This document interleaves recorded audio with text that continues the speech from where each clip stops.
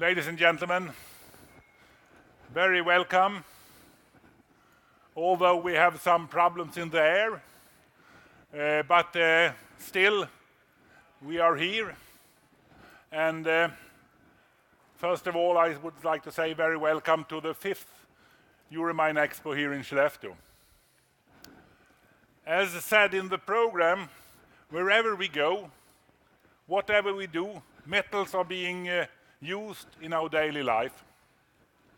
A modern society needs metals and minerals, but we seldom give much thoughts to what efforts are made to bring them available for us. Mobile phones, medical supplies, trains, computers, are things that we see as something very natural in our common life. Euromine Expo is designed to offer a wide platform for business opportunities, including networking, learning and strengthening your brand, regardless if you are a large company or an individual looking for new opportunities. For 2016, we have packed the program with a conference covering hot topics, field trips, technical sessions, exhibitor presentations, social events, networking opportunities, and of course, interesting exhibitors. Our aim is to provide you with inspiration and ideas for further development, which hopefully generates new business for you. In tough times, it's not enough to work harder. You also have to work smarter, be more innovative, more focused on cost efficiency, and stay ahead of competition. As chairman of GeoRange, I'm glad to be a partner in this event. I'm also glad to have an organizer like Nulia to cooperate with. Together, we are honored that you all are here. We look forward to supporting you in your strive forwards. We wish you the best of luck, a great stay in our gold town. So let Euromine Expo 2016 begin. And now I will leave the floor to Mr. Erik Bergqvist, who is the chairman of Region Västerbotten. Please, Erik, the floor is yours. Här tycker jag. So thank you very much, Lennart. And I must say, as one of the political responsible for regional development in this county, I'm very glad that the mining sector is one of our most important industries, not just when it comes to the mining, but also when it comes to all the spin-offs like consultancy, when it comes to manufacturing of machines, but also when it comes to developing us as an international country. And I think that this expo is one of the examples of that, how important it is for someone who can feel sometimes a little further away from where all the people live, but also in the center, of course, like everyone on the globe, that we have international contacts. And this expo is the largest international expo or MESS conference that we have in our region. Not when it comes to number of participants, but when it comes to number of countries, and also when it comes to the focus, this is on business opportunities and things like that. So I'm very glad and I'm very proud to have this expo here in Västerbotten. Mining, of course, is also, and as Lennart mentioned, it's not without controversy. And for my sake, I must say, I'm very proud of the mining industry I know in Sweden, because even though we know mining always will affect its surroundings and where it is, I think no branch puts so much effort into actually keeping down and so much money to keeping down the effects of the environment as the mining industry does. And I think you get too little credit for that. Then you do things that of course affect, but you also do more than others to actually prevent things from going bad in the environment. So you're important for us. And of course, in Västerbotten in Sweden, we have lots of minerals, but we have chosen the most precious, like gold, silver, copper, and things like that. So, and it's a little harder also to mine that, I've understood. Coming from the inland as well, mining has always been a part of my upbringing. Some of my best friends were in mining and are still in mining as well.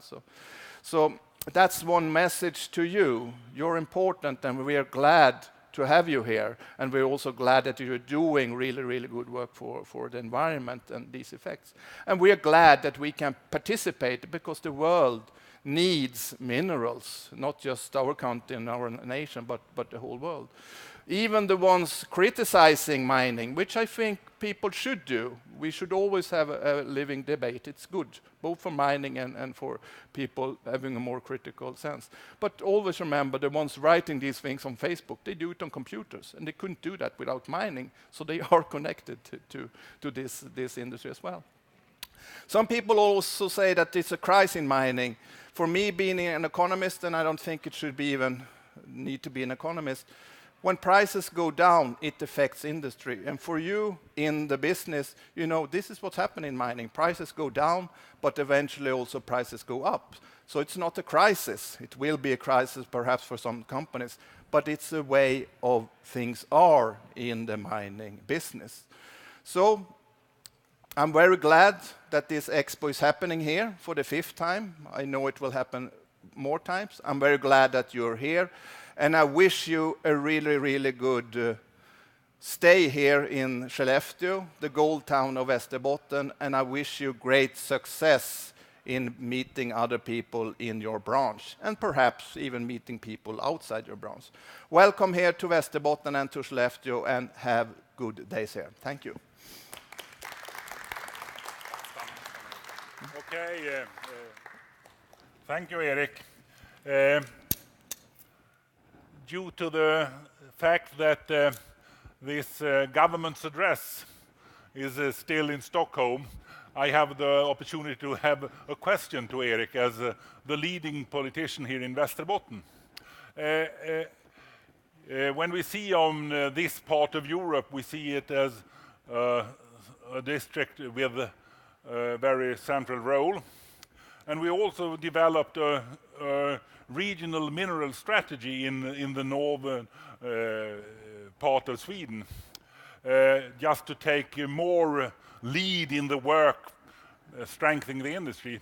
I would like to ask you how you look upon that, and if you have any thoughts about how can you work with this regional mineral strategy. Hello. Oh, now the mic is on.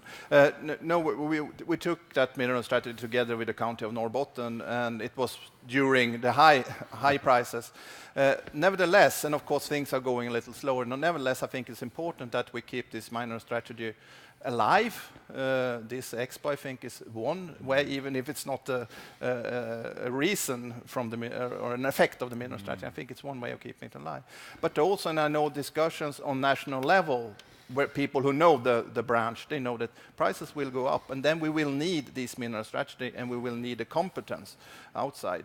And even though we don't have a government address, I will meet.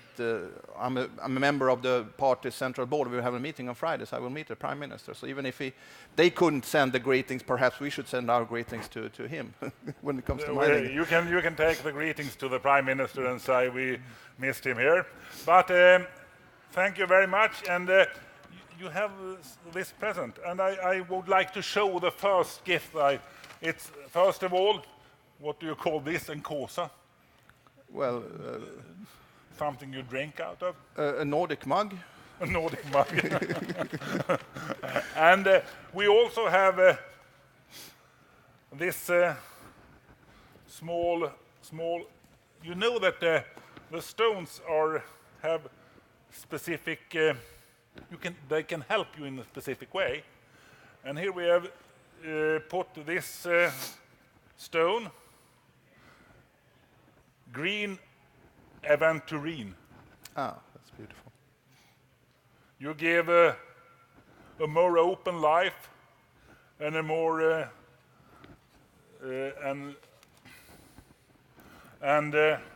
you will be a calm person.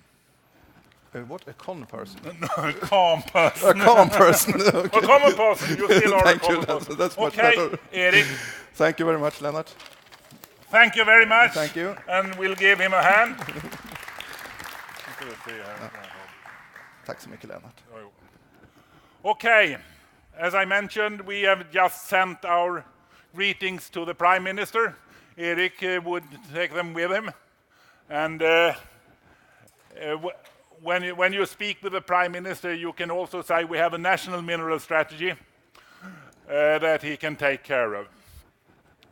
But now let's go further on. We have some very interesting keynote speakers. And I'm glad to present the General Manager from Björkdal Gruven, Mr. Agne Alenius. Welcome. The floor is yours. And I think we can give him a hand when he's in.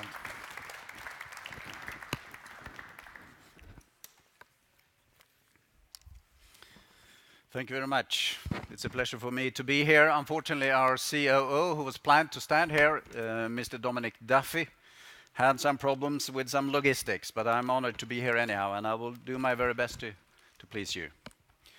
First of all, I will start with the most boring picture at all. It states about the forward-looking statements. Please be aware of this. You can read this more peacefully when you're at home, maybe, about what is stated in the presentation. Our company, the Mandalay Resources, is a value-based and value-focused company. We really focus on deliver to the shareholders extreme value. We are focusing on, for that, we are focusing on the 6 major values, the core values, as you can see in the colored boxes there. We are living with them then 24/7, 7 days a week. Day and night, we're sleeping with them as well. And we know if we follow these, we are successful. Successful together with the safety, together with our employees, successful together with the environment in the community, etc., etc. Here you can see a little bit about the history of the company.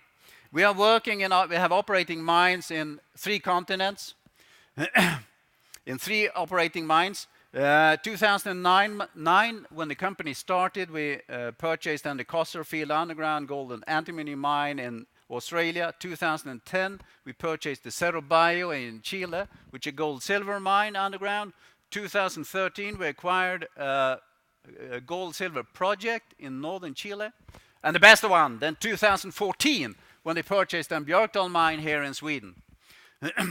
And you can also here see the history of the company, how they have progressed from 2010 with respect to the revenue, EBITDA, cash from the operation. And even in these terrible, difficult mining times, the company is doing very, very well with the projects and the operations. And I'm proud to show this also if you make a comparison with all the other gold-producing mines in the world. All deposits are different. And if you're talking about the deposits, we're talking about what kind of type of deposit it is, and rock quality, the grades, the geological module, what kind of structure it has, what kind of workforce we have. Everyone is different.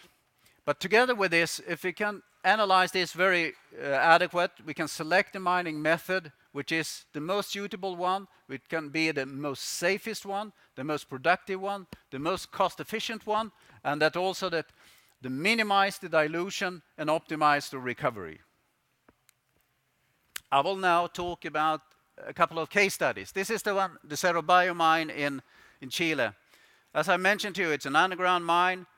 We are around 530 people. We produce around 1,200 tons per day, gold and silver, and down in Patagonia. This mine was mining with shrinkage mining, and for all of you who know about shrinkage mining, you know it's extremely dangerous, it's unsafe, it's very expensive, it takes a long time, need a lot of resources, and it is a mess. Therefore, Mandalay, when they took it over, they analyzed the operation, and went it really through and make a really thorough analyze, and went over then from the shrinkage mining to open stoping mining to improve the operation. So the result out of that was that, of course, then the safety was significantly improved. We could reduce the mining workforce around half of it. We could reduce the mining cost of around 50%. The dilution factor actually increased as we got some recovery losses, but altogether, this was anyhow an excellent efficiency thing. And you can see here on the top on the slides that the mining cost for the shrinkage was over $100 per ton, and now we are under $50 per ton, and the productivity curve is going up. We also did some changes in the meantime in the processing plant and to further improve the processing plant. But you see the curves, how they're doing. The costs are going down, the efficiency going up, the productivity is going up, and also we have been able, through this activities, been able to extend then the lifetime of and the ore reserves. Case study number 2. That's the Costerfield in Australia. We are there around 180 people. We produce around 430 ton per day. Gold and antimony. It's an underground mine, long hole stoping. When they started and they got this operation, it looks strange, but what they did, this was a handheld jackleg upper mining. And we who are miners know that this is very, very tricky. Low productivity, very dangerous. High cost, not cost efficient. They were backfilling. They had a lot of ore losses. They had a lot of dilution because the rock was very unstable. They did a very thorough analysis of the operation and went then over in the transition over to long hole stoping with cemented rock fill with around 6 to 10 meters between the sub-levels. And starting that with really fantastic results. Of course, there are challenges in the meantime. You have to look on when you're backfilling with CRF in the long hole stoping, you have to get creative void for when you do the blasting, so the blasting goes out. So created that as well. But the result out, anyhow, in the end of it, it could significantly reduce the safety, accident frequency. We could reduce the mining workforce a lot due to we went to the mechanization. The mining unit cost was reduced by 2/3. The dilution that had been a big problem in the past, we could reduce significantly, improved a lot, as well as the recovery, because we almost didn't get any rock stability problems with this kind of operation. And they're showing the curves again. Here we can see the cost curves then on the top there, going all the way down from $300 per ton to around $100 per ton. Productivity curve is going up. We did also some modification in the plant here, some smaller modification to optimize that. As you can see, the throughput in the plant is improving. At the same time, the operating cost in the plant is going down. So it's a real bingo. And now come to the best, the Björkdal gold mine, which is then located around 35 kilometers inland. We are around 230 people employed. We produce around 3,600 ton per day of ore. We produce only gold.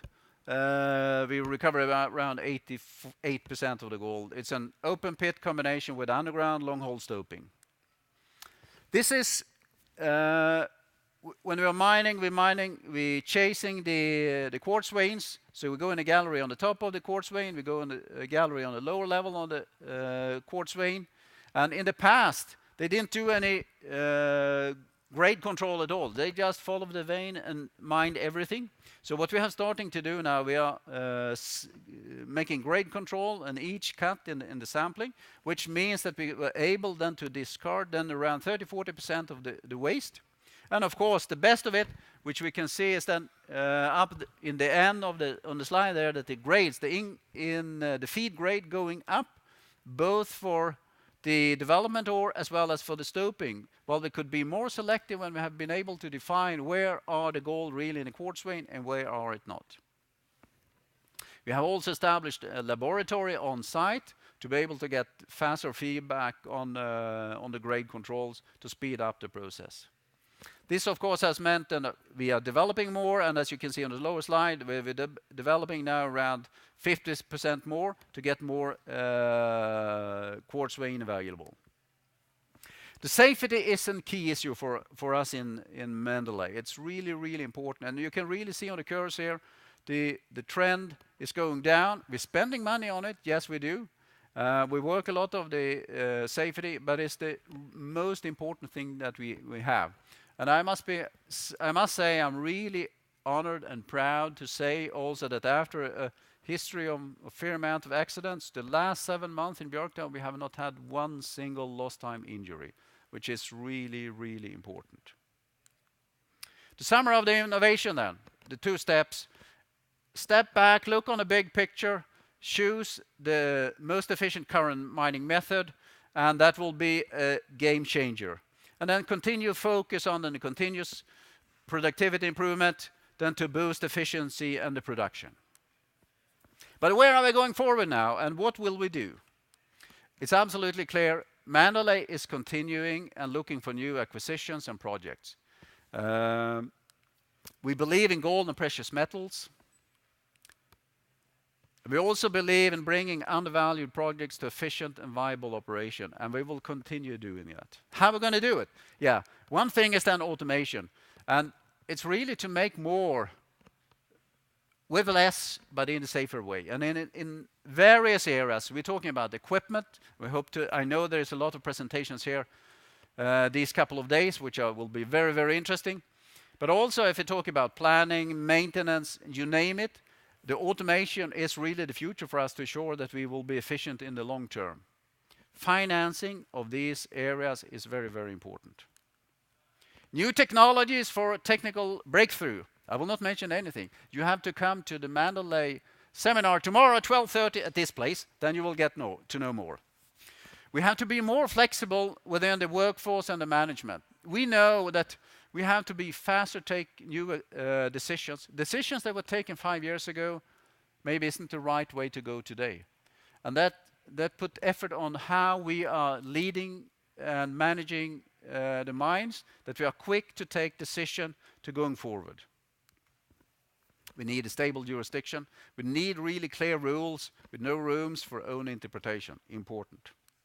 But also, which is very important, is that we have to change attitude to mining. And no mining, no iPhones. And it is so that you who are in here now and that are not pro-mining and not commit to push for mining, sustainable mining, that take care of the environment, and efficient mining, you have to leave your iPhone back on the table there, and we will send it for recycling. Because we have to change the attitude among everyone that mining is good for us. Mining is fun. It's great fun. Thank you for your attention. The future is worth gold. Mining is fun. Keep rocking, and welcome to booth 156.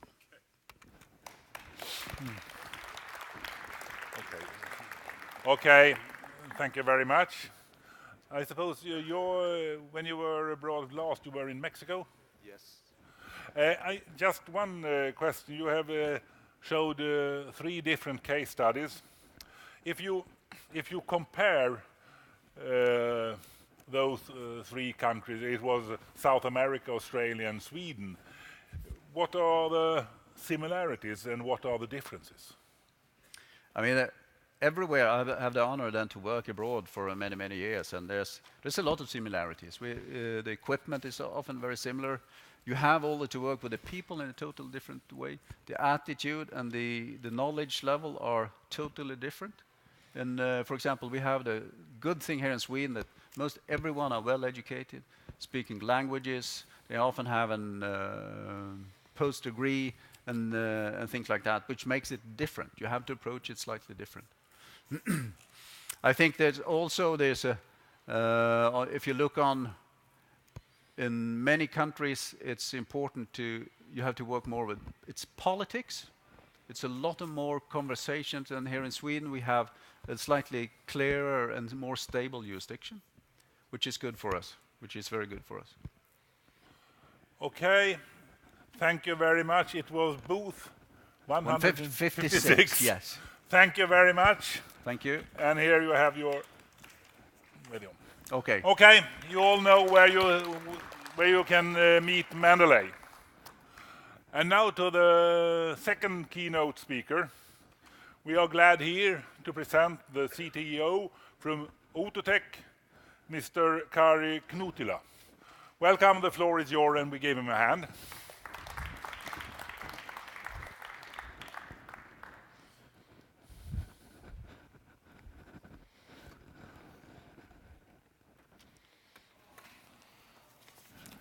Ladies and gentlemen, it is a pleasure to meet you here in this conference, and it's a pleasure also to give a presentation today on the innovations ensuring sustainability and productivity in mining.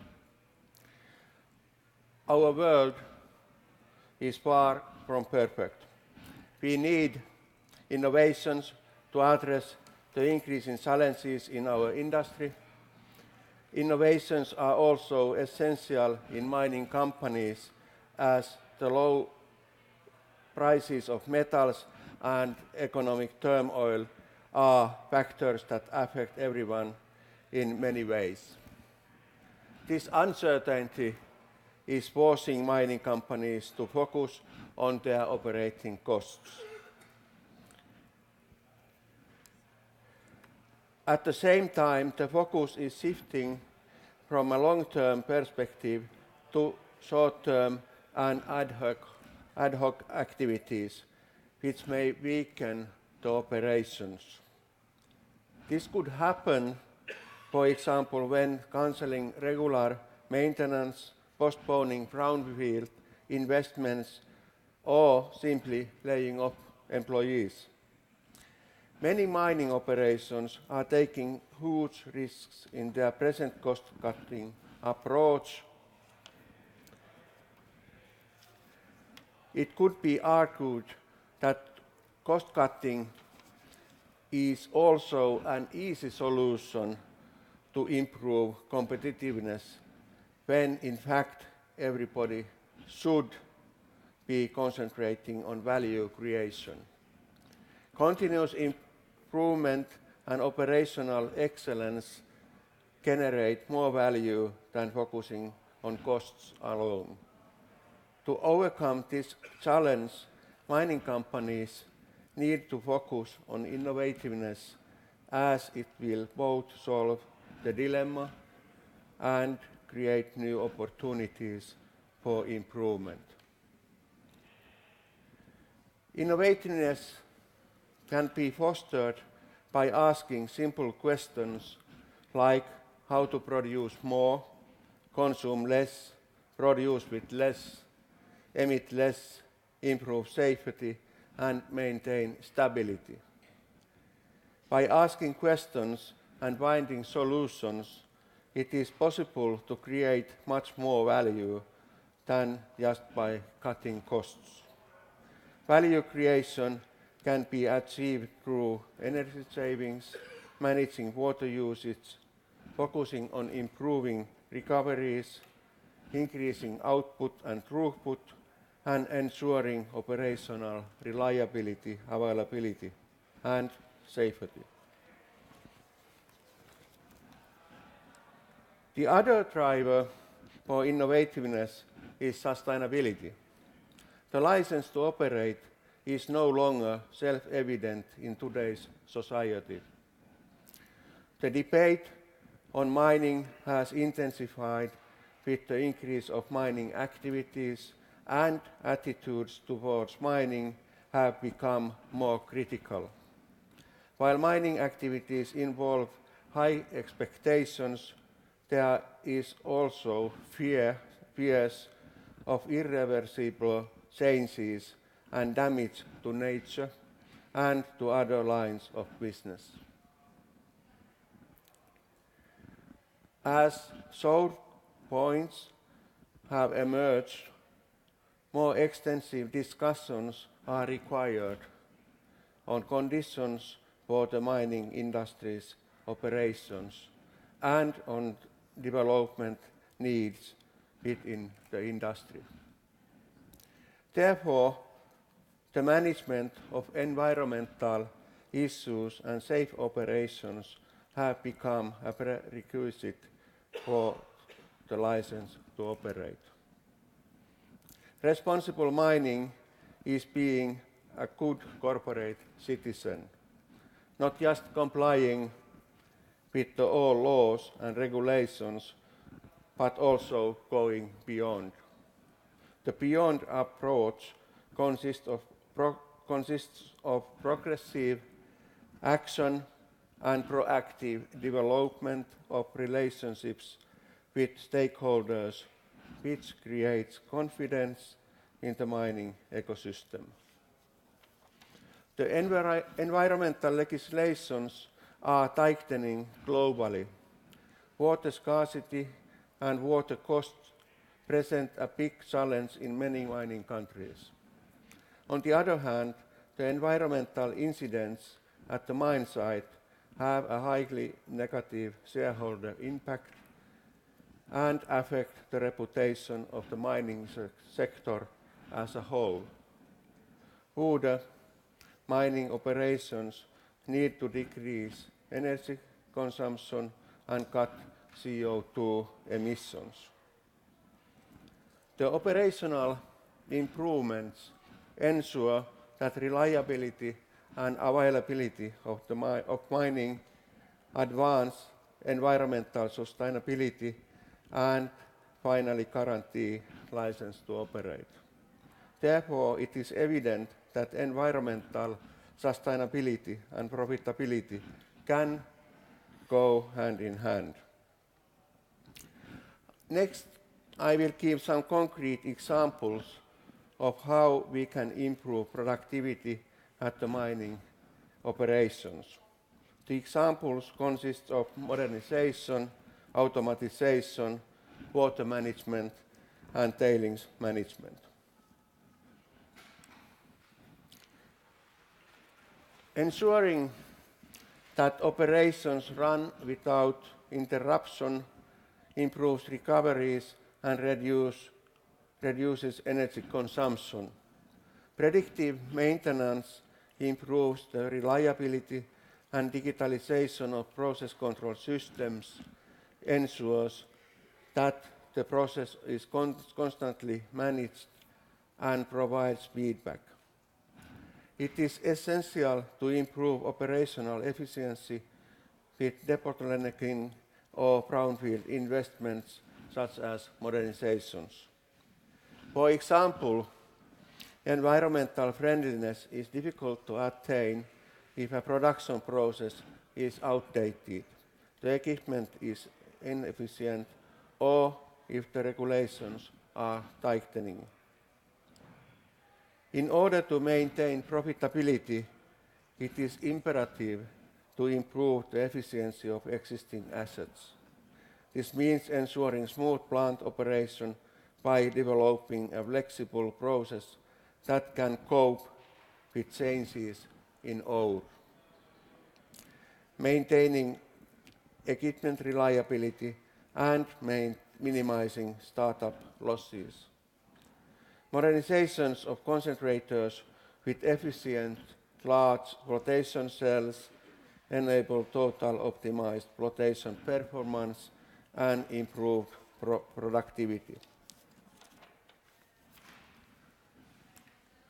Automation at concentrators has progressed a lot, delivering smooth operating conditions, better selectivity and recovery, and at the same time savings in operational costs. Novel analysis systems combined with advanced process control systems provide a platform to build customized control applications that enable stabilization and optimization of anything from single unit processes up to plant pile production. Water management concerns all operations at the mine site. In fact, water treatment has become a must, especially in the management of effluents. Increased volumes of water are needed to process larger volumes of declining ores. At the same time, more tailings are being produced, which means more water is lost and the size of tailing dams is increasing, which also adds to the risk of environmental incidents. Water management solutions have developed significantly during the last few years.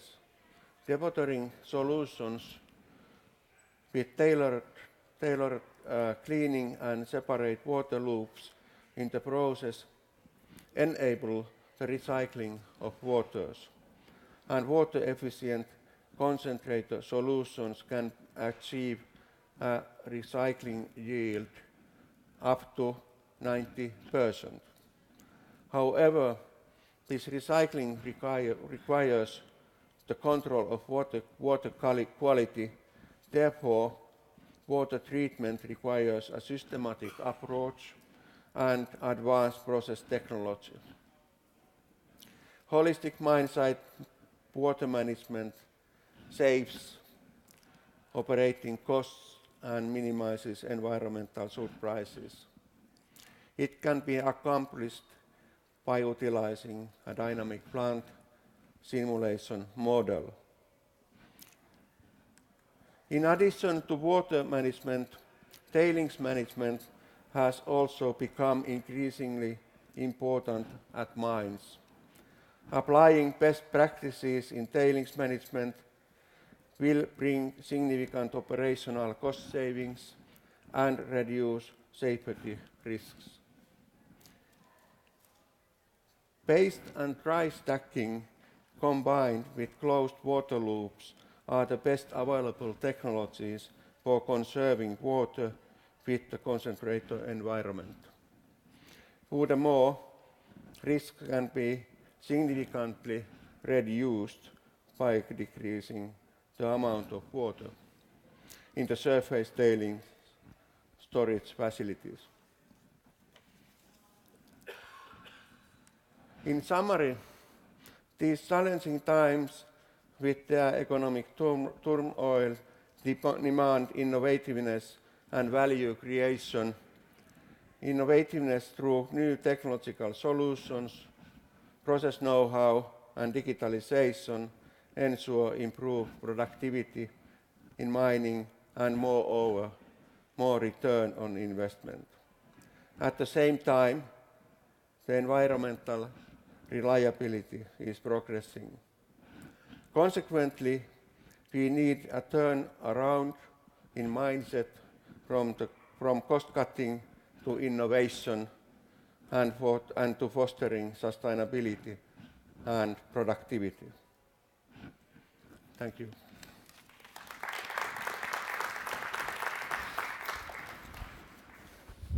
Thank you very much. Interesting to hear. I would like to have a question to you. You mentioned when you started a lot about license to operate. And I think it's very important, and it would be very interesting for me to hear if you could rank the 3 most important things to get this license to operate. What would you suggest to start with, and second and third? I think the most important issue is the dialogue with the local people and also international base, so that there's openness, transparency in all discussions of the mining operator. Then, of course, there is also need for dialogue with all administrative people, regulators, so that they understand really the mining operations.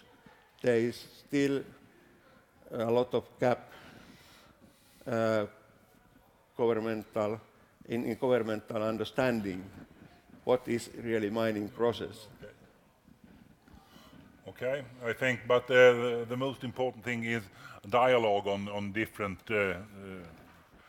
with different people and different authorities. Yes, exactly. To get this confidence for both parties. Okay. Thank you. Thank you very much. And here you got your bag. We're seeing you, and you find out to take in the exhibition area. Now we'll have a coffee break. And during the coffee break and during the rest of this event, it's important to build networks. It's important to speak with each other, not about each other. And at 3 o'clock, the first theme of this conference is to be started. Innovation and business development here. And it will be chaired by Jenny Greberg. Sit here. Welcome back at 3 o'clock.